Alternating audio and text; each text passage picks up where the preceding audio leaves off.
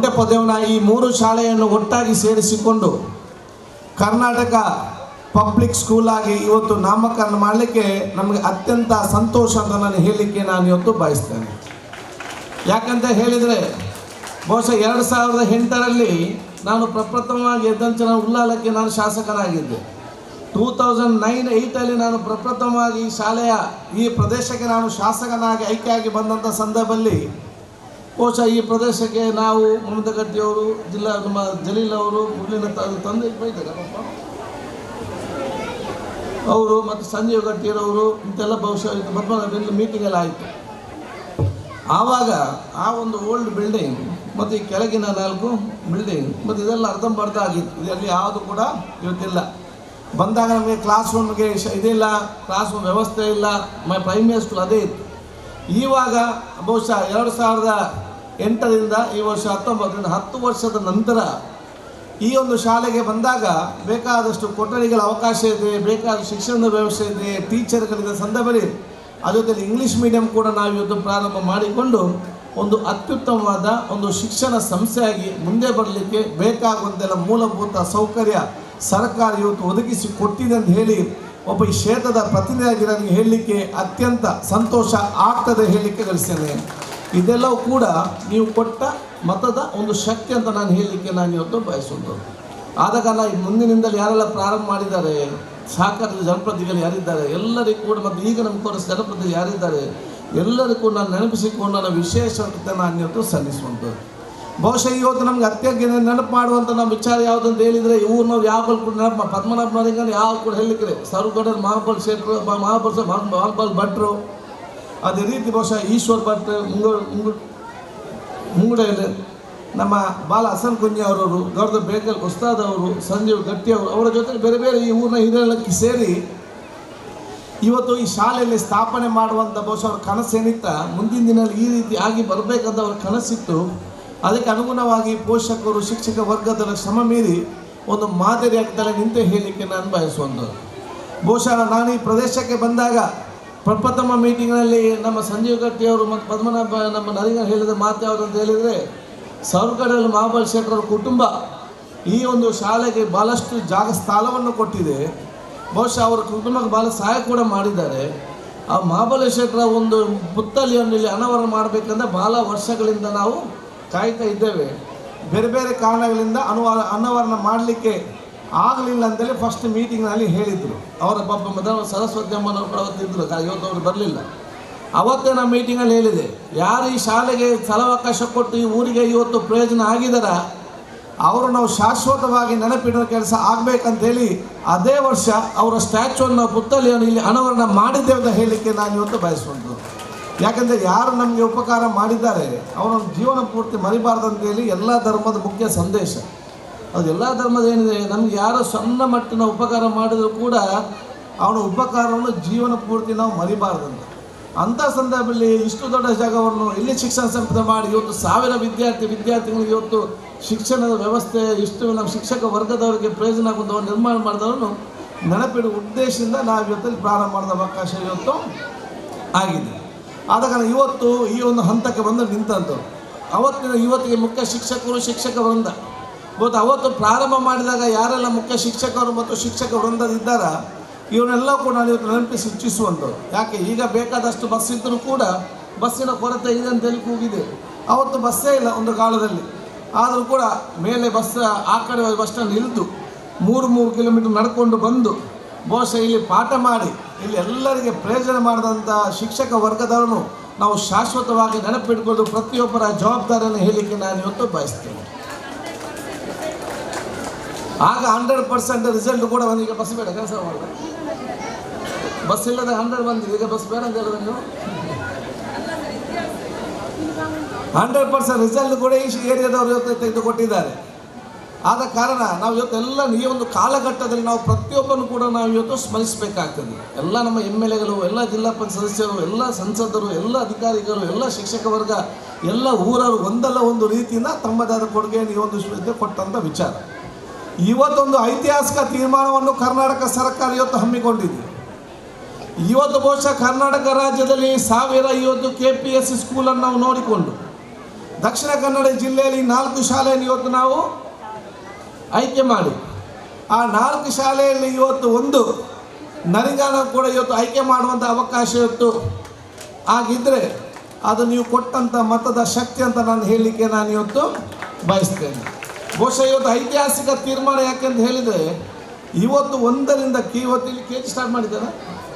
ಇವತ್ತು ಈ ಒಂದು ಪ್ರದೇಶದ KG ಕ್ಲಾಸಿಂದ ಸ್ಟಾರ್ಟ್ ಮಾಡಿ ಇವತ್ತು 2nd PUC ಹೊರಗೆ ಎಲ್ಲ ರೀತಿಯ ಶಿಕ್ಷಣವನ್ನು ಒಂದು ಕಂಪೌಂಡ್ನೊಳಗೆ ಒಂದು ತಾಯಿ ಒಂದು KG ಕ್ಲಾಸಿಗೆ ಒಂದು ಅಡ್ಮಿಷನ್ ಕೊಟ್ಟ ನಂತರ ಇನ್ನು 2nd PUC ತನಕ ಯಾವುದೇ ಒಂದು ಟೆನ್ಷನ್ ಇಲ್ಲದ ರೀತಿಯಲ್ಲಿ ನಿಮ್ಮ ಮಕ್ಕಳಿಗೆ ಶಿಕ್ಷಣ ಕೊಡುವಂಥ ಉತ್ತೇಜನದಿಂದ ಈ ರೀತಿ ಕಾರ್ಯ ಹಮ್ಮಿಕೊಂಡಿದೆ. ಇನ್ನು ಬೇಕಾಗುವಂಥ ಸ್ಪೆಷಲ್ ಅನುದಾನವೂ ಕೂಡ ಈ ಶಾಲೆಗೆ ಬರ್ತದೆ.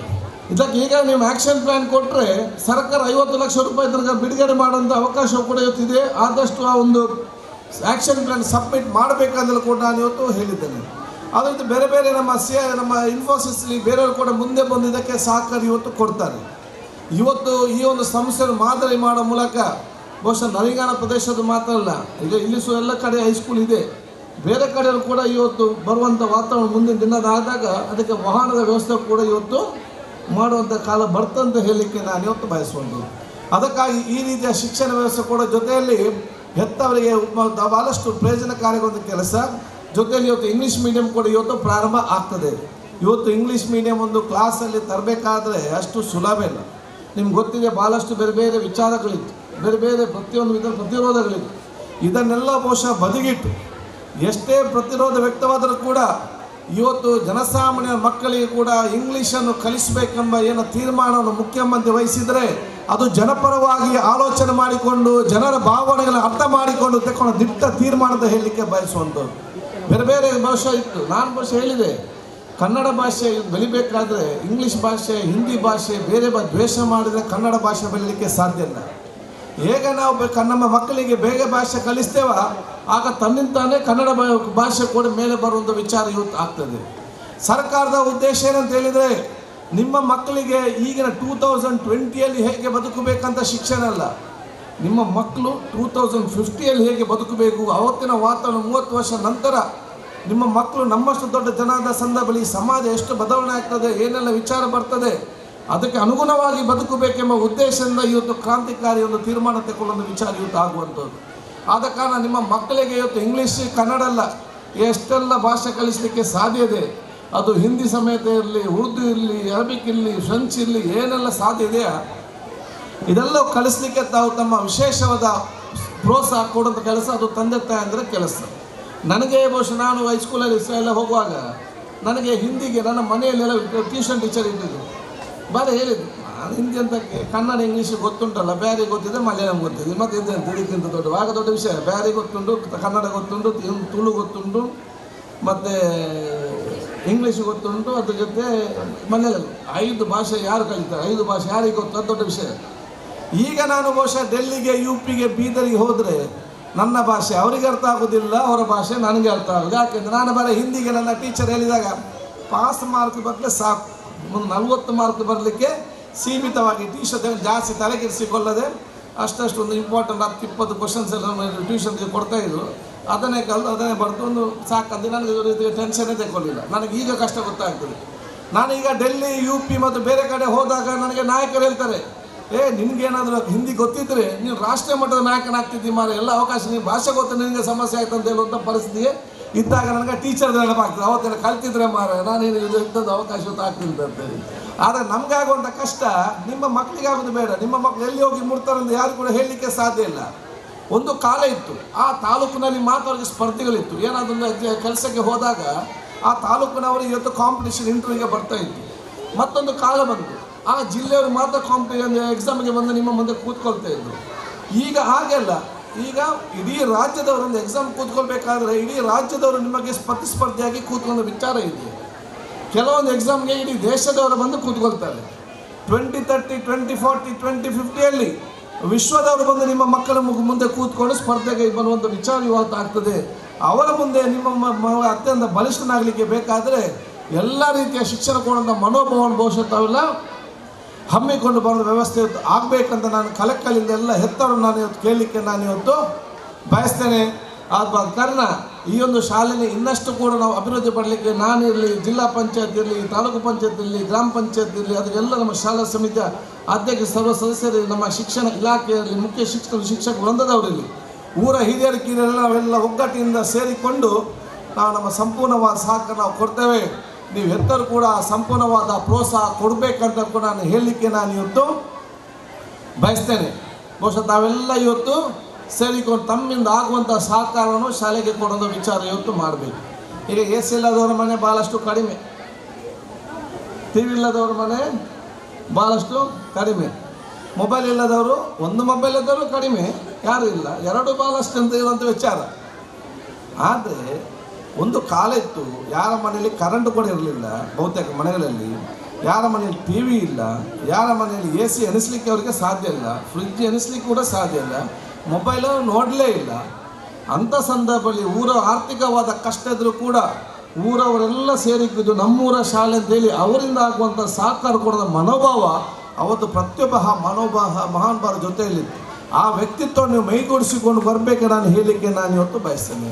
ತಾವೆಲ್ಲ ಸೇರಿ ಈ ಶಾಲೆಗೆ ನಾವೇನೊಂದು ಮಾಡಬೇಕಂತ ಸ್ವಲ್ಪ ಮಟ್ಟಿನ ಒಂದು ಅವಕಾಶ ಮಾಡಿ ಕೊಟ್ಟಾಗ ಪ್ರತಿಯೊಂದು ಕ್ಲಾಸನ್ನು ಕೂಡ ಮಾದರಿ ಕ್ಲಾಸನ್ನಾಗಿ ಪರಿವರ್ತನದ ಅವಕಾಶ ಇವತ್ತು ಖಂಡಿತವಾಗಿ ಇವತ್ತು ಆಗ್ತದೆ. ಆ ಮನೋಭಾವ ನೀವು ಊರಿನವರೆಲ್ಲ ಭಾಗವಹಿಸಿ ಇದು ನಿಮ್ಮ ಊರಿನ ಶಾಲೆ ಅಂತ ಆಲೋಚನೆ ತಾವು ಮಾಡಬೇಕು ಹೇಳಲಿಕ್ಕೆ ಬಯಸ್ತೇನೆ. ನಿಮ್ಮ ಮಕ್ಕಳು ಬರಲಿ ಬರದಿರಲಿ ಅದರ ಅರ್ಥ ಈ ಶಾಲೆ ನಿಮಗೆ ಸಂಬಂಧ ಇಲ್ಲ ಅಂತ, ಇದು ನಿಮ್ಮ ಊರಿನ ಶಾಲೆ. ಆದ ಕಾರಣ ಈ ಊರಿಗೆ ಶಾಲೆಗೆ ತಾವೆಲ್ಲ ಕೂಡ ಒಂದಲ್ಲ ಒಂದು ರೀತಿಯ ಸಹಕಾರ ಕೊಡಬೇಕು ಮತ್ತು ಸಹಕಾರ ಪಡ್ಕೊಳ್ಳಿಕ್ಕೆ ಶಾಲಾ ಸಮಿತಿಯವರು, ಮುಖ್ಯ ಶಿಕ್ಷಕರು, ಜನಪ್ರತಿನಿಧಿಗಳು ಮುಂದಾಗಬೇಕು ಹೇಳಲಿಕ್ಕೆ ನಾನು ಇವತ್ತು ಬಯಸ್ತೇನೆ. ಈಗ ನಮ್ಮಲ್ಲಿ ದೊಡ್ಡ ಸಮಸ್ಯೆ ಏನಂತ ಹೇಳಿದರೆ ಇಲ್ಲಿ ಅಲ್ಲ, ಎಲ್ಲ ಕೂಡ ಸಮಸ್ಯೆಯನ್ನು ಕಷ್ಟದಲ್ಲದ ಆಲೋಚನೆ ಮಾಡಲಿಕ್ಕೆ ಆಯಿತು. ಅವನಿಗೆ ಗೊತ್ತಿಲ್ಲ ನಾನು ಕಷ್ಟದಲ್ಲಿದ್ದೇನಂತ, ಅವನಿಗೆ ಸ್ವಲ್ಪ ಸಹಾಯ ಮಾಡಿದರೆ ಏನು, ಇವನು ಕೂತ್ಕೊಂಡು ಆಲೋಚನೆ ಮಾಡೋದು, ಅವನು ಕೂತ್ಕೊಂಡು ಆಲೋಚನೆ ಮಾಡೋದು, ಅವ್ರಿಗೆ ಗೊತ್ತಿಲ್ಲ ನಾನು ದುಡ್ಡಿದ್ದೆ ಇವರಿಗೆ ಒಂದು ಕೇಳಿದ್ರೇನು, ಅವನು ಅಲ್ಲಿ ಆಲೋಚನೆ ಮಾಡೋದು. ಆದ ಕಾರಣ ನೀವು ಸ್ವಲ್ಪ ಒಂದು ಹೆಜ್ಜೆ ಮುಂದೆ ಇಟ್ಟು ಯಾರೆಲ್ಲ ಅನುಕೂಲಸ್ಥರಿದ್ದಾರೆ ಅವರಿಂದ ಸಹಾಯ ಪಡೆದು ತಾವೆಲ್ಲ ಒಂದು ಹೆಜ್ಜೆ ಮುಂದೆ ಇಡಬೇಕಂತ ಕೂಡ ನಾನು ಹೇಳಲಿಕ್ಕೆ ನಾನು ಇವತ್ತು ಬಯಸುವಂಥದ್ದು. ಸೊ ನಮ್ಮ ಮಕ್ಕಳು ಇವತ್ತು ಅತ್ಯಂತ ಬಲಿಷ್ಠರಾಗಿ ನಿಮ್ಮ ಆಸ್ತಿ ಜೊತೆಯಲ್ಲಿ ಈ ಸಮಾಜ ಮತ್ತು ದೇಶದ ಆಸ್ತಿಯಾಗಿ ಪರಿವರ್ತನೆ ಮಾಡೋದ ಅವಕಾಶ ಆಗಲಿ. ಭಾರತ ದೇಶ ನೀವು ವಿಶ್ವದ ಯಾವುದೇ ದೇಶಕ್ಕೆ ಹೋದರೂ ಯಾರಿಗೂ ಕೂಡ ಸಿಕ್ಕಲಿಕ್ಕೆ ಸಾಧ್ಯ ಇಲ್ಲ. ನಿಮ್ಮ ಶಿಕ್ಷಣ ಇನ್ನಿತರ ವಿಚಾರವನ್ನು ಬಹುಶಃ ಇಲ್ಲೇ ನಿಂತು ಇಲ್ಲೇ ನೆಲೆಸಿಕೊಂಡು ಇಲ್ಲೇ ತಮ್ಮ ಆ ಒಂದು ಆರ್ಥಿಕವಾದ ಶಕ್ತಿಯನ್ನು ಮುನ್ನಲಿಕ್ಕೆ ತಾವೆಲ್ಲರೂ ಕೂಡ ಅತ್ಯಂತ ದೊಡ್ಡ ಮಟ್ಟದ ಆತ್ಮವಿಶ್ವಾಸವನ್ನು ಪ್ರತಿಯೊಬ್ಬರು ಕೂಡ ಇವತ್ತು ಮೈಗೂಡಿಸಿಕೊಂಡು ಬರಬೇಕಂತ ಕೂಡ ನಾನು ಹೇಳಲಿಕ್ಕೆ ನಾನು ಇವತ್ತು ಬಯಸುವಂಥದ್ದು. ಆದ ಕಾರಣ ಈ ರೀತಿಯ ಮನೋಭಾವ ನಿಮ್ಮ ಮಕ್ಕಳಿಗೆ ಮನೆಯಿಂದಲೇ ಇವತ್ತು ಪ್ರಾರಂಭ ಮಾಡಬೇಕು. ಹೆತ್ತವರಿಗೆ ಬಹುಶಃ ಮುಂದಿನ ದಿನ ಇನ್ನೊಂದು ಸ್ವಲ್ಪ ಕ್ಲಾಸ್ ತೆಗಿಲಿಕ್ಕೆ ಬೇಕು. ಯಾಕಂದರೆ ಒಂದು ಶಾಲೆ ಮತ್ತು ಮಕ್ಕಳಿಗೆ ಮಾರ್ಕ್ ಬರಬೇಕಾದ್ರೆ ಮಕ್ಕಳಿಗೆ ಮಾತ್ರ ಸ್ವಲ್ಪ ಪಾಠ ಇಲ್ಲ, ಮಕ್ಕಳು ಹೆತ್ತವರಿಗೆ ಸ್ವಲ್ಪ ಪಾಠ ಕೊಡಬೇಕಂತ ಯಾವತ್ತು ವಿಚಾರ ಇವತ್ತು ಆಗಿದೆ. ಆದ ಕಾರಣ ನೀವು ಹೇಗಿರಬೇಕು ಏನಂತೇಳಿ ನೀವು ಮಕ್ಕಳಿಗೆ ಪ್ರೋತ್ಸಾಹ ಕೊಡಿ. ನಿಮಗೆ ಶಾಲೆಯಲ್ಲಿ ಕಲಿಸಿದ ಮಕ್ಕಳಿಗೆ ಅವ್ರ ಮನೆಗೆ ಬಂದಾಗ ಆ ಬ್ಯಾಗನ್ನು ನೀವು ಓಪನ್ ಮಾಡೋದಿದ್ದರೆ ಪಕ್ಕದವ್ರು ಬಂದು ಯಾರು ನಿಮ್ಮ ಮಗನ ಬ್ಯಾಗನ್ನು ಓಪನ್ ಮಾಡೋದಿಲ್ಲ.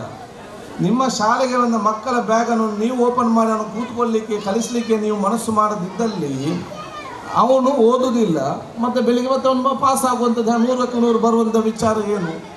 ಕೆಲವು ಹೆತ್ತವರಿಗಿದೆ ನಾವೇ ಕಲೀಲಿಲ್ಲ ಮಾರ ಏನಂತ ನಾವು ಕಲಿಸುವಂಥ ಒಂದು ಮನೋಭಾವದಿಂದ ತಲೆಯಲ್ಲಿ ಬಂದು ಕೂತ್ಕೊಂಡು ಆವಿಂದೆಲ್ಲ ಬಿಟ್ಟು ಬಿಡಿ. ನಾನು ಹಿಂದೆ ಕೂಡ ಹೇಳಿದ್ದೇನೆ, ನನ್ನ ತಂದೆ ಶಾಸಕರಾಗಿದ್ದರು ನಾನು ಹುಟ್ಟುವಾಗಲೇ. ನನ್ನ ತಾಯಿ ಬರೀ ಕಲ್ತದ್ದು ಎಷ್ಟಂದರೆ 4ನೇ ಕ್ಲಾಸ್. ಅವ್ರು ಕಡಬದಲ್ಲಿ ಹುಟ್ಟಿದ್ದು ಮತ್ತು ಮಂಗಳೂರಿಗೆ ಅವರು ಶಿಫ್ಟ್ ಆದರು. ಆಗ ಇಲ್ಲಿ ಅವರು ಶಾಲೆ ಕಲಿಸಲಿಲ್ಲ, ಟೀಚರ್ ಮನೆಗೆ ಬಂದು ಕಲಿಸ್ತಾರೆ 4ನೇ ಕ್ಲಾಸ್.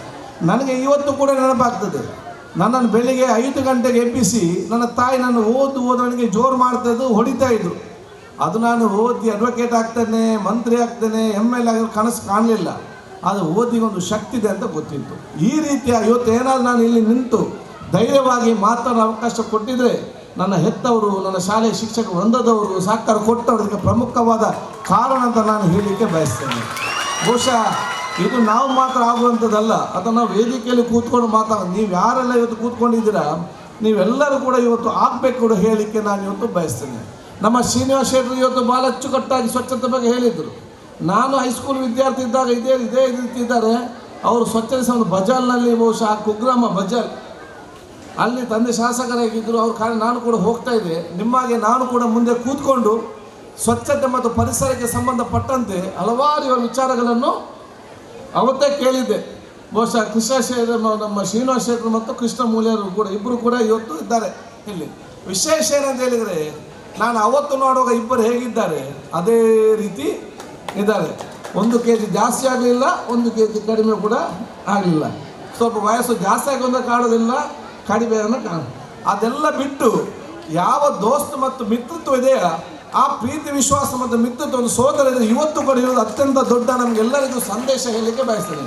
ನಮ್ಮಲ್ಲಿಗೆ 3 ವರ್ಷ ದೋಸ್ತಿ ಹಾಕ್ಲಿಕ್ಕಿಲ್ಲ, ಮತ್ತೆ ಗಲಾಟೆ, ಮತ್ತೆ ನೋಡೋದು, ಮತ್ತೆ ಪಂಚಾಯತಿಗೆ, ಮತ್ತೆ ನಮಗೆ ಸರಿಯಾಗೋದು, ಮತ್ತೆ ಪಂಚಾಯತಿಗೆ.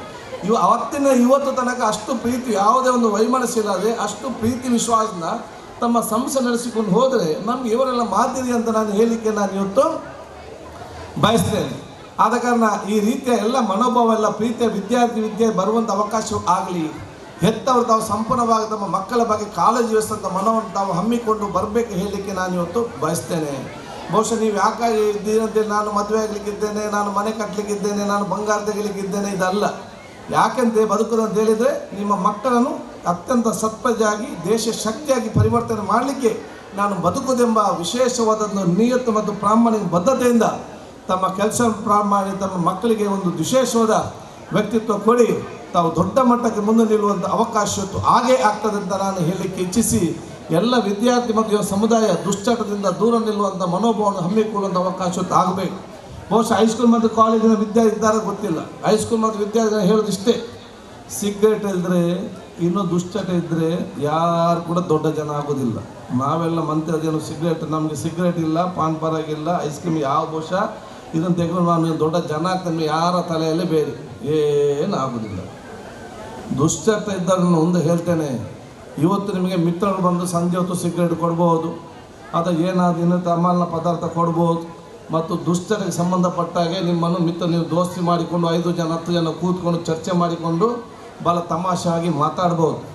ನೀವು ಕರೆಕ್ಟಾಗಿ ಆಲೋಚನೆ ಮಾಡಿ, ಈಗ 10 ಜನ ಇದ್ದಾರೆ, ನಾಳೆ ಅಸೌಖ್ಯರಾಗಿ ಐಸಿಯುಯಲ್ಲಿ ಮಲಗಿದ್ದಾಗ ನೀವು ಒಬ್ಬರಲ್ಲದೆ ನಿಮ್ಮ ಹತ್ರ ಯಾರು ಕೂಡ ಇಲ್ಲ, ಐಸಿಯುಯಲ್ಲಿ ನೀವು ಒಬ್ಬರೇ ಬಾಕಿ 5ಕ್ಕೆ. ಸೊ ನೀವು ದುಶ್ಚಟಕ್ಕೆ ಬಂದು ಕಡೆಗೆ ನೀವು ಡಾಕ್ಟರ್ ಹೇಳಿದಾಗ ನಿನ್ನ ದುಶ್ಚಟದಿಂದ ನಿನ್ನ ಹುಷಾರಾಗಿ ಐಸಿಯಲ್ಲಿ ಮಲಗಿದಾಗ ಉಂಟಲ್ಲ, ನೀವೊಬ್ಬರೇ ಐಸಿಯುಯಲ್ಲಿ ಮಲಗುವುದಲ್ಲದೆ ಬೇರೆ ಯಾರು ಒಬ್ಬ ಮಿತ್ರ ನಿಮ್ಮ ಹತ್ರ ಯಾರು ಬರಲಿಕ್ಕೆ ಇವತ್ತು ಸಾಧ್ಯ ಇಲ್ಲ. ಅದನ್ನೆಲ್ಲ ಭಾಳಷ್ಟು ಆಲೋಚನೆ ಮಾಡಿಕೊಂಡು ನಿಮ್ಮ ವ್ಯಕ್ತಿತ್ವವನ್ನು ಬೆಳೆಸಿಕೊಂಡು ಬರುವಂಥ ವಿಚಾರ ಮಾಡಿ. ನನಗೆ ಕೂಡ ಬೇಕಾದಷ್ಟು ಅವಕಾಶ ಇತ್ತು, ನಮ್ಮಲ್ಲಿ ಕೂಡ ಭಾಳಷ್ಟು ಫ್ರೆಂಡ್ಸ್ ಇತ್ತು, ನಮ್ಮಲ್ಲಿ ಕೂಡ ಬೇರೆ ಬೇರೆ ವಿಚಾರಗಳಿತ್ತು. ನಾವು ಕಾಲೇಜ್ ಹೋದ ನಮಗೆ ಎಂತೆಲ್ಲ ದುಷ್ಟತೆಗೆ ನಮಗೆ ಬೇಕಾದಷ್ಟು ಇರುವಂಥ ವ್ಯವಸ್ಥೆ ಸಂದರ್ಭದಲ್ಲಿ ಕೂಡ ಎಲ್ಲಿಯೂ ಕೂಡ ನಾವು ಅಂಥದ್ದಕ್ಕೆ ಬಲಿಯಾಗದ್ರೆ ಬಹುಶಃ ದೇವರು ನಮ್ಮನ್ನು ರಕ್ಷಿಸಿದಂತ ನಾನು ಇವತ್ತು ಹೇಳಿಕೆ ನಾನು ಇವತ್ತು ಹೆಚ್ಚಿಸುವಂಥದ್ದು ಆ ಸಂದರ್ಭ ವಿಚಾರಕ್ಕೆ ಸಂಬಂಧಪಟ್ಟಾಗ. ಆದ ಕಾರಣ ಎಲ್ಲ ಯುವಕ ಮಿತ್ರರು ತಾವು ಯಾರಿದ್ದೀರಾ, ಯಾರು ಇದ್ದರೂ ಕೂಡ ಅವನನ್ನು ದೂರ ಮಾಡಲಿಕ್ಕೆ ಅವನ ಮನೆಯವರ ಹತ್ರ ಹೋಗಿ ಹೇಳುವಂಥ ವಿಚಾರ ಇವತ್ತು ಮಾಡಬೇಕು. ನೀವು ಮನೆಯವರು ಕೂಡ ನಾನು ನಿಮಗೆ ಹೇಳ್ತೇನೆ, ಹೆತ್ತವರಿಗೆ ನೀವು ಮತ್ತೆ ಕಣ್ಣೀರು ಸುರಿಸುವ ಬದಲು ನಿಮ್ಮ ಮಕ್ಕಳ ಬಗ್ಗೆ ಈಗ ಸ್ವಲ್ಪ ನೀವೆಲ್ಲ ಆಲೋಚನೆ ಮಾಡಿ. ನಾನು ವಿದ್ಯಾರ್ಥಿ ಅಂತ, ನೀವು ಮತ್ತೆ ಕಣ್ಣೀರು ಸುರಿಸುವ ಬದಲು ನಿಮ್ಮ ಮಕ್ಕಳ ಆಲೋಚನೆ ಮಾಡಿ. ಅವನು ಯಾಕೆ 9 ಗಂಟೆಯಿಂದ ಅವನ ಮಾರ್ಗದ ಬದಲು ಅವನಿಗೆ ಏನು ಕೆಲಸ ಇದೆ ಇದರಲ್ಲಿ, ಅವನಿಗೆ ನಿಲ್ಲುವಂಥ ಏನು ಇಡೀ ಊರನ್ನು ತೆಗೆದುಕೊಂಡ ಪರಿಸ್ಥಿತಿ ಇದೆ, ಅವನು ಬಿಲ್ಡಿಂಗ್ ಕಟ್ತಾನೆ. 9 ಗಂಟೆ ನಂತರ ಮನೆಗೆ ಬಂದರೆ ಕೇಳಿ, ಯಾಕೆ ನೀನು ಬರ್ತಿದ್ಯಾ ಅಂತ ಕೇಳುವಂಥ ವಿಚಾರ, ಕನಿಷ್ಠ ಅಷ್ಟು ವಿಚಾರ ಅದನ್ನು ಮಾಡಿ. ಯಾಕೆ ಏನು ಮಾಡ್ತಿದ್ದಾನೆ, ಎಲ್ಲಿ ಹೋಗಿದ್ದಿ, ಅವನು ಬಂದಾಗ ಅವನ ಕಡೆಗೆ ರೂಮಲ್ಲಿ ಇದ್ದರೆ ಅವನು ಏನು ಮಾಡ್ತಾನೆ ಕೂತ್ಕೊಂಡು, ಅಥವಾ ನಿಮ್ಮ ಹತ್ರ ಜಾಸ್ತಿ ದುಡ್ಡು ಕೇಳಿದ್ದಿದ್ದರೆ ಇದಕ್ಕೆ ಯಾಕಾಗಿ ದುಡ್ಡು ಕೇಳ್ತಾನೆ. ಇದನ್ನು ನೋಡಿಕೊಂಡು ಅವರನ್ನು ಸರಿಪಡಿಸಿ ನೀವು ಈಗಿಂದಲೇ ತಯಾರಾದರೆ ಬಹುಶಃ ನಿಮಗೆಲ್ಲ ನೆಮ್ಮದಿಯ ಜೀವನ ನಿಮಗೆ ವಯಸ್ಸಾದಾಗ ಮಾಡ್ಬೋದು. ಮತ್ತು ನನ್ನ ಮನೆಗೆ ಇವತ್ತು ನನಗೆ ಯಾಕಂತೇಳಿ ನಾನು ಸಾಮಾಜಿಕ ಒಂದು ನೆಲಗಟ್ಟಲ್ಲಿ ಇದ್ದಾಗ ಆಸ್ಪತ್ರೆಗೆ ಬಂದು ಸಣ್ಣ ಸಣ್ಣ ಯುವಕರು ಆಸ್ಪತ್ರೆಯನ್ನು ICU ಸೇರಿಕೊಂಡು ಬಹುಶಃ ಇವತ್ತು ಅವರು ಇರುವುದು ನನ್ನ ಕಣ್ಣ ಮುಂದೆ ನೋಡಿದ್ದೇನೆ. ನನ್ನ ಕುಟುಂಬದಲ್ಲೇ ಇವತ್ತು ಬೇರೆ ಬೇರೆ ದೃಷ್ಟಿಯಿಂದಾಗಿ ಅನಾಹುತ ಆದ ನನ್ನ ಕಣ್ಣ ಮುಂದೆ ನನಗೆ ಇನ್ನೂ ಕೂಡ ಮರೀಲಿಕ್ಕೆ ನನಗೆ ಸಾಧ್ಯ ಇಲ್ಲ. ಅದು ನಾನು ಬಹುಶಃ ಇವತ್ತು ಇದಾದ ಸಂದರ್ಭದಲ್ಲಿ ಆ ಮಕ್ಕಳು ಇದು ತಪ್ಪು ದಾರಿ ಹಿಡಿದು ಇವತ್ತು ಅವ್ರ ತಂದೆ ತಾಯಿಯಿಂದ ಕಷ್ಟದಲ್ಲಿದ್ದುಕೊಂಡು ತಂದೆ ವಯಸ್ಸಾದವರು ಬಂದು ಕೂಗುವಂಥ ಒಂದು ಸಮಸ್ಯೆ ನೋಡುವಾಗ ನಮಗೆ ಅತ್ಯಂತ ಕಡೆಗೆ ಬೇಸರ ಆಗುವಂಥ ವಿಚಾರ ಇವತ್ತು ಆಗ್ತದೆ.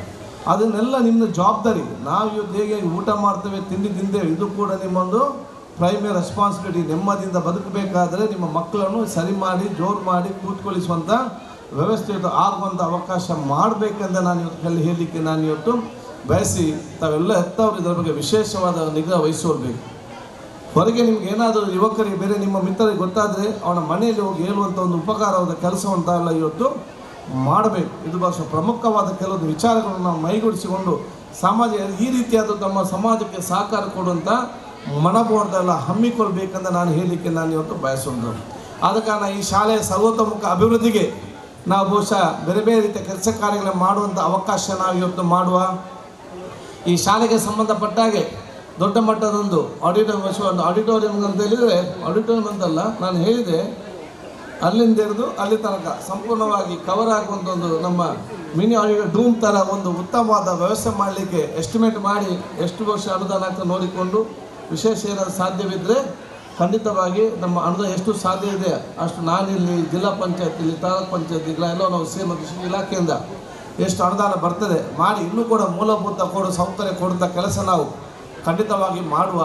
ಬೇರೆ ಬೇರೆ ನಮ್ಮ CSR ನಮ್ಮ ದಯಾನಂದ ಪೈಯನ್ನು ನಾವು ಇವತ್ತು ನೆನಪಿಸ್ಕೊಳ್ಬೇಕು. ನಮಗೆ ಅಲ್ಲಿ ಕಟ್ಟಡ ಮತ್ತು ಲ್ಯಾಬ್ ಇಲ್ಲ ಅಂತ ಹೇಳಿದಾಗ 7 ಲಕ್ಷ ರೂಪಾಯಿಯನ್ನು ದಯಾನಂದ ಪೈ ಅವರು ಬಹುಶಃ ಅವತ್ತು ಕೊಟ್ಟಿದ್ದಾರೆ. ಬಹುಶಃ ಇನ್ಫೋಸಿಸ್ ಅವರು ಮುಡಿಪು ಕೊಟ್ಟಿದ್ದಾರೆ. ಇನ್ನು ಮುಂದೆ ಇಲ್ಲಿ ಕೂಡ ಕೊಡಲಿಕ್ಕಿಲ್ಲ, ಇಲ್ಲಿ ಬಹುಶಃ ಕೊಡುವಂಥ ಕೆಲಸ ಖಂಡಿತವಾಗಿ ಇವತ್ತು ಮಾಡ್ತಾರೆ. ಆದ ಕಾರಣ ಹೆತ್ತವರು ನಾವು ಹೇಳೋದಿಷ್ಟೇ, ನಿಮ್ಮ ಮಕ್ಕಳ ಮೂಲಭೂತ ಸೌಕರ್ಯ ಶಿಕ್ಷಣಕ್ಕೆ ಏನು ಬೇಕಾ ಅದು ನಾವು ಮಾಡ್ತೇವೆ. ನಿಮ್ಮ ಮಕ್ಕಳ ಸ್ವಭಾವ ಅವರ ವ್ಯಕ್ತಿತ್ವ ರೂಪುಗೊಳ್ಳಲಿಕ್ಕೆ ಶಿಕ್ಷಕ ವೃಂದಕ್ಕೆ ತಮ್ಮ ಸಂಪೂರ್ಣವಾದ ಸಹಕಾರ ಕೊಡುವ ವಿಚಾರ ತಾವೆಲ್ಲ ಇವತ್ತು ಮಾಡಬೇಕು ಹೇಳಲಿಕ್ಕೆ ನಾನು ಇವತ್ತು ಬಯಸ್ತೇನೆ. ಅದರ ಜೊತೆಯಲ್ಲಿ ಈ ಪ್ರದೇಶಕ್ಕೆ ಮೂಲಭೂತ ಸೌಕರ್ಯ ಬಸ್ ಮತ್ತು ಇನ್ನೂ ಕೇಳಿದಿರಿ, ಖಂಡಿತವಾಗಿಯೂ ಆದ್ಯತೆ ಮೇಲೆಗೆ ಕೂತ್ಕೊಂಡು ಮೀಟಿಂಗ್ ಮಾಡಿ ಈ ವ್ಯವಸ್ಥೆ ಕೂಡ ಮಾಡಲಿಕ್ಕೆ ಮೊದಲು ನಾನು ಜಿಲ್ಲಾ ಪಂಚಾಯತ್ ಸದಸ್ಯರು ತಾಲೂಕು ಎಲ್ಲರೂ ನಾವು ಸೇರಿ ಇದಕ್ಕೆ ಮುಂದೆ ನಿಲ್ತೇವೆ ಅಂತ ನಾನು ಹೇಳಲಿಕ್ಕೆ ನಾನು ಕೂಡ ಇವತ್ತು ಬಯಸುವಂಥದ್ದು. ಬಹುಶಃ ಸ್ವಚ್ಛತೆಗೆ ಸಂಬಂಧಪಟ್ಟಾಗ ಇವತ್ತು ನಮ್ಮ ಹೇಳಿದ್ದಾರೆ ಇನ್ನು 90 ಲಕ್ಷ ರೂಪಾಯಿ 6 ಕೊಠಡಿ ಮತ್ತೆ ಇವತ್ತು ಬರಲಿಕ್ಕಿದೆ. ಆಗ 22 ಕೊಠಡಿ ಈ ನಿಮ್ಮ 90 ಲಕ್ಷ ಈಗಾಗಲೇ ಸ್ಯಾಂಕ್ಷನ್ ಆಗಿದೆ. ಮತ್ತು 6 ಕ್ಲಾಸ್ ರೂಮ್ ಬರ್ತದೆ. ಕ್ಲಾಸ್ ರೂಮ್ ಬೇಕಾದಷ್ಟಾಗ್ತದೆ, ಗ್ರೌಂಡ್ ಇದೆ. ಸ್ವಚ್ಛತೆಗೆ ಮಹತ್ವ ಕೆಲಸ ತಾವು ಮಾಡಿ ಸ್ವಲ್ಪ ಪ್ಲಾಂಟೇಷನ್ಗೆ ಆಯುಷ್ ಗ್ರಾಮ ಅಂತ ಹೇಳಿದ್ದಾರೆ. ಆಯುಷ್ ಗ್ರಾಮ ಪ್ರಾರಂಭ ಆಗಬೇಕಾದ್ರೆ ನಿಮ್ಮ ಶಾಲೆಯಲ್ಲಿ ಎಲ್ಲ ಆಯುಷ್ ಮರ ನೆಡುವಂಥ ಒಂದು ಚಾಲನೆಯನ್ನು ಬಹುಶಃ ತಾವು ಕೊಡಬೇಕು. ನಾನು ಆಯುಷ್ ಇಲಾಖೆ ಒಂದು ಶ್ರೀನಿವಾಸ ಶೆಟ್ಟಿ ಮಾತಾಡಿ ಈ ಪರಿಸರ ಎಲ್ಲವೂ ಕೂಡ ನಿಮ್ಮ ಆಯುಷ್ಗೆ ಸಂಬಂಧ ಮರ ನೆಡುವಂಥ ವಿಚಾರ ಆಗಬೇಕು. ನಾನು ಮಿನಿಸ್ಟರ್ ಆಗಿದ್ದಾಗ ನನಗೆ ಗೊತ್ತಿಲ್ಲ, ನಾನು ಇಷ್ಟು ವರ್ಷ ಕಂಟಿನ್ಯೂ ಆಗ್ತಿದ್ದೆ. ಮನೆ ಕಂಪೌಂಡಲ್ಲಿ ನಮ್ಮ ಗಿಡ ಮಾಡಲಿಕ್ಕೆ ನಡೆದ್ರು. ನಾನು ಹೇಳಿದೆ ಬರೀ ಆಯುಷ್ ಮರ ಮಾತ್ರ ನಡೆದಿದ್ದೀವಿ, ಬೇರೆ ಯಾವುದು ಕೂಡ. ಇವತ್ತು ಬಹುಶಃ ಎಲ್ಲ ಮರಗಳು ನಟ್ಟಿದ್ದಾರೆ ಆಯುಷ್ ಮರದ ಪರಿಸರಕ್ಕೆ ಸಂಬಂಧಪಟ್ಟ ಎಲ್ಲ ಕೂಡ ಅತ್ಯಂತ ಪ್ರಯೋಜನಕಾರಿಯಾಗುವಂಥ ವಿಚಾರ ಇವತ್ತು ಆಗಿದೆ. ಅದಕ್ಕೆ ಮಹತ್ವ ಕೊಡಿ, ಆರೋಗ್ಯಕ್ಕೆ ವಿಶೇಷ ಮಹತ್ವ ಕೊಡಿ. ಇವತ್ತು ನಿಮ್ಮ ಮಕ್ಕಳಿಗೆ ಆದಷ್ಟು ನೀರು ಕುಡಲಿಕ್ಕೆ ಪ್ರೋತ್ಸಾಹ ಕೊಡುವಂಥ ಕೆಲಸ ಇವತ್ತು ಆಗಬೇಕು. ನೀರು ಕುಡಿಯೋದಿದ್ದರೆ ನಿಮ್ಮ ಮಕ್ಕಳು, ಯಾಕಂದರೆ ನಮ್ಮ ಬಾಡಿಯಲ್ಲಿ 70% ನೀರು, ಸಮರ್ಪಕವಾಗಿ ನಿಮಗೆ ನೀರು ಇಲ್ಲದಿದ್ದರೆ ಕುಡಿಯೋದಿದ್ದರೆ ಆರೋಗ್ಯ ಹೇಗಿರಲಿಕ್ಕೆ ಸಾಧ್ಯ. ಸೊ ಕುಡಿಯುವ ನೀರಿಗೆ ಸಂಬಂಧಪಟ್ಟಾಗೆ ವಿಶೇಷವಾದ ಮಹತ್ವ ಹಮ್ಮಿಕೊಳ್ಳಿ. ಮಕ್ಕಳಿಗೆಲ್ಲ ಎಲ್ಲರಿಗೂ ಕೂಡ ಸೇರಿ ಮತ್ತು ಸ್ವಲ್ಪ ಗಾಳಿ ತಗೊಳ್ಳೋದು ವ್ಯವಸ್ಥೆ ಇವತ್ತು ಮಾಡಿ. ಅದಕ್ಕಾಗಿ ನಾನು ಶಾಲಾ ಸಮಿತಿ ನಾನು ಇವತ್ತು ಬೆಳಿಗ್ಗೆ ಕೂಡ ಹೇಳಿದ್ದೇನೆ. ಇಲ್ಲಿ ಕೂಡ ನಮ್ಮ ಟೀಚರ್ಗೆ ಮತ್ತು ನಾನು ಹೇಳೋದಿಷ್ಟೇ, ನಾನು ಆಲೋಚನೆ ಮಾಡಿ ಬರೆದು ಹೇಳಿದ್ದೇನೆ ಎಜುಕೇಷನ್ ಮಂತ್ರಿಗಳಿಗೆ. ಏನಂತ ಹೇಳಿದರೆ, ಪ್ರತಿಯೊಂದು ಕ್ಲಾಸ್ ಸ್ಟಾರ್ಟ್ ಆಗುವ ಮುಂಚೆ, ಒಂದು ಪೀರಿಯಡ್ ಸ್ಟಾರ್ಟ್ ಆಗುವ ಮುಂಚೆ ಒಂದು ಗ್ಲಾಸ್ ನೀರೆಲ್ಲ ವಿದ್ಯಾರ್ಥಿಗಳು ಕಡ್ಡಾಯವಾಗಿ ನಾವು ಕುಡಿಸಬೇಕು. ಟೀಚರ್ ಕೂಡ ಕುಡಿಬೇಕು. ಟೀಚರ್ ಕೂಡ ಕರೆಕ್ಟ್ ಆಗ್ತದೆ, ನಮ್ಮ ವಿದ್ಯಾರ್ಥಿ ಕೂಡ ಕರೆಕ್ಟ್ ಆಗೋದು. ಅವ್ರ ಅಭ್ಯಾಸ ಆದರೆ ಮತ್ತು ಅವರೇ ಕುಡಿತಾರೆ, ಇಲ್ಲ ಅಂತಲ್ಲ ಇದರಲ್ಲಿ. ಸೊ ಪ್ರತಿ ಒಂದೊಂದು 3/4 ಗಂಟೆಗೆ ನೀವು ಒಂದೊಂದು ಗ್ಲಾಸ್ ನೀರು ಕುಡಿಸಿದರೆ ಅವನ ಆರೋಗ್ಯ ವೃದ್ಧಿ 100ಕ್ಕೆ 100 ಗ್ಯಾರಂಟಿ ಆಗೇ ಆಗ್ತದಿಂದ ಆಲೋಚನೆ ತಾವು ಇಟ್ಕೊಳ್ಳೋ ವ್ಯವಸ್ಥೆ ಮಾಡಬೇಕು. ಮತ್ತೇನು, ಸ್ವಲ್ಪ ಗಾಳಿ. ನೀರು ಧರ್ಮಕ್ಕೆ, ಗಾಳಿಯು ನರ್ಮಕ್ಕೆ. ಇದರಷ್ಟು ಉತ್ತಮ ಮೆಡಿಸಿನ್ ಬೇರೆ ಯಾವುದು ಕೂಡ, ಇದ್ದಂಥ ಔಷಧ ಬೇರೆ ಯಾವುದು ಕೂಡ ಇಲ್ಲ. ಅದು ನಮ್ಗೆ ಎರಡೂ ಕೂಡ ಬೇಡದಂಥ ಪರಿಸ್ಥಿತಿ ಆಗಿದೆ. ಗಾಳಿ ಕೂಡ ಹಾಗೆ. ನಾವು ಎಷ್ಟು ಗಾಳಿ ತಗೊಳ್ತೀರಿ, ಬರೇ ಬದುಕಲಿಕ್ಕೆ ಎಷ್ಟು ಬೇಕು, ಏನೋ ಬದುಕಿಗೆ ಬೇಡದೇ ಇದ್ದರೆ ಈ ಗಾಳಿ ಕೊಡದಿಲ್ಲ. ಇದು ಬದುಕದೆ, ಇದು ಉಸಿರು ನಾವು ಸಾಯ್ತೇವಲ್ಲ, ಅದಕ್ಕಾಗಿ ಉಸಿರಾಡೋದು. ಉಸಿರಾಡಿಗೆ ನೀವು ಬದುಕಲಿಕ್ಕೆ ಬೇಕಾಗಿ ನೀವು ಉಸಿರಾಡೋದಲ್ಲದೆ, ಬರೀ ನಿಮ್ಮ ಹಾರ್ಟ್ ಬೀಟ್ಗೆ ಬೇಕಾಗಿ, ಹೃದಯ ಒಂದು ಬಡಿತಕ್ಕೆ ಬೇಕಾಗಿ ನೀವು ಉಸಿರಾಡೋದಲ್ಲದೆ, ನಿಮ್ಮ ಲಂಗ್ಸಿಗೆ ಎಷ್ಟು ಬೇಕು, ನಿಮ್ಮ ಕಿಡ್ನಿಗೆ ಎಷ್ಟು ಬೇಕು, ನಿಮ್ಮ ಹಾರ್ಟಿಗೆ ಎಷ್ಟು ಬೇಕು, ನಿಮ್ಮ ಮಸಲ್ಸ್ಗೆ ಎಷ್ಟು ಬೇಕು, ನಿಮ್ಮ ಬೋನಿಗೆ ಎಷ್ಟು ಬೇಕು, ಯಾರು ಕೂಡ ನಿಮಗೆ ಇವತ್ತು ನಾವು ಆಕ್ಸಿಜನ್ ಇವತ್ತು ನಮಗೆ ಇಲ್ಲದಿದ್ದರೆ ಇದಕ್ಕೆ ನಾವು ನಮ್ಮ ಈ ಶರೀರಕ್ಕೆ ಆಕ್ಸಿಜನ್ ಕೊಡದಿದ್ದ ಕಾರಣ ಬೇರೆ ಬೇರೆ ರೋಗಗಳು ಮತ್ತೆ ಮತ್ತೆ ಬರುವಂಥದ್ದು. ಅದಕ್ಕಾಗಿ ನೀವು ಕ್ಲಾಸ್ ಸ್ಟಾರ್ಟ್ ಆಗುವ ಮುಂಚೆ, ಡೈಲಿ ಕ್ಲಾಸ್ ಸ್ಟಾರ್ಟ್ ಆಗುವ ಮುಂಚೆ ಒಂದು 10 ನಿಮಿಷ ಎಲ್ಲ ಕ್ಲಾಸಿನಲ್ಲಿ ಎಲ್ಲ ಮಕ್ಕಳಿಗೆ ಪ್ರಾಣಾಯಾಮವನ್ನು ತಾವು ಕಡ್ಡಾಯವಾಗಿ ಮಾಡಲೇಬೇಕು. ನಾನು ಹೇಳಲಿಕ್ಕೆ ನಾನು ಬಯಸ್ತೇನೆ. ದೀರ್ಘ ಅಂತ ವಿಚಾರ ಇವತ್ತು ಮಾಡಿ. ನಾವು ಕೂಡ ಅಭ್ಯಾಸ ನನಗೆ ಇರಲಿಲ್ಲ. ನಮ್ಮ ನೀರು ಕುಡಿಯೋಲ್ಲಿ ಇನ್ನೊಂದು ವಿಚಾರ ನನಗೆ ಕೊಡ್ತೀವಿ. ಈಗ ನನಗೆ ನನ್ನ ಮಿಸ್ಸಸ್ ಒತ್ತಾಯ ಮಾಡಿ ನನಗೆ ಅಭ್ಯಾಸ ಆಗಿದೆ. ಈಗ ನನಗೆ ನೀವು ಊಟ ಮಾಡಿದ್ರೆ ಮಧ್ಯಾಹ್ನ ಫೋನ್ ಮಾಡ್ತೇವೆ, ಊಟ ಮಾಡಿದ್ರಂತಿಲ್ಲ, ನೀರು ಕುಡ್ತಿದ್ದಾರೆ ಅಂತ ಫಸ್ಟಿಗೆ. ಊಟದ ವಿಚಾರವಿಲ್ಲ, ಬೆಳಿಗ್ಗೆ ಊಟದ ವಿಚಾರ ಕೇಳಿದೆ, ನೀರು ಕುಡ್ತಿದ್ರ ಅಂತ ಅಷ್ಟೇ ಅಲ್ಲದೆ ಬೇರೆ ವಿಷಯ ಇದೆ. ಅದೇ ನಮಗೆ ಈಗ ಅಭ್ಯಾಸ ಆಗಿಬಿಡೋದು ವಿಚಾರ ಇವತ್ತು ಆಗುವಂಥದ್ದು. ಈ ರೀತಿಯ ಒಂದು ವಿಶೇಷವಾದ ಆರೋಗ್ಯ ಶಿಕ್ಷಣ ಜೊತೆಯಲ್ಲಿ ಆರೋಗ್ಯ ಸಂಬಂಧಪಟ್ಟ ಹಾಗೆ ಜನಜಾಗೃತಿ ಮೂಡಿಸುವಂಥ ಕೆಲಸ ಪ್ರತಿಯೊಬ್ಬರಿಂದ ಆಗುವಂಥ ಅವಕಾಶ ಆಗಲಿ. ಬೇರೆ ಮೂಲಭೂತ ಸೌಕರ್ಯ ನಾವೆಲ್ಲ ಕೊಡೋದ ವಿಚಾರ ನಾವು ಇವತ್ತು ಮಾಡ್ತೇವೆ. ನಮ್ಮ 3 ಶಿಕ್ಷಕ ವೃಂದದ ಒಂದು ಕಮಿಟಿ ಭಾಳ ಸ್ಟ್ರಾಂಗ್ ಇದೆ. ಬೇರೆ ಬೇರೆ ಪ್ರೈಮರಿಯಲ್ಲಿ ಸ್ಟ್ರಾಂಗ್ ಇದೆ. ಅವರಲ್ಲಿ ಈಗ ನಾನು ಸಾಕಷ್ಟು ಇಂಗ್ಲೀಷ್ ಮೀಡಿಯಂ ಸ್ಟಾರ್ಟ್ ಮಾಡಿದ್ದೆ ನಾವು ಮಮತಾ ಗಟ್ಟಿಯೆಲ್ಲ ಸೇರಿ. ಮುಂಚೆ ಊರಿನವರೆಲ್ಲ ಸೇರೋದಕ್ಕೆ ಚಾಲನೆ ಕೊಟ್ಟಿದ್ದರು. ಅದು ಇವತ್ತು ಚೆನ್ನಾಗಿದೆ. ಹೈಸ್ಕೂಲ್ ಕಮಿಟಿ ಚೆನ್ನಾಗಿದೆ, ಕಾಲೇಜ್ ಕಮಿಟಿ ಸ್ಟ್ರಾಂಗ್ ಇದೆ. ಈ 3 ಸ್ಟ್ರಾಂಗ್ ಒಂದೇ ಕಮಿಟಿ ಆದರೆ ಎಷ್ಟು ಸ್ಟ್ರಾಂಗ್ ಆಗ್ಬೋದು? ಆದಾಗ ಇನ್ನು 3 ಕೂಡ ಸೇರಿ ಒಂದೇ ಕಮಿಟಿ ಆಗುವಂಥ ಅವಕಾಶ ಇವತ್ತು ಆಗ್ತದೆ.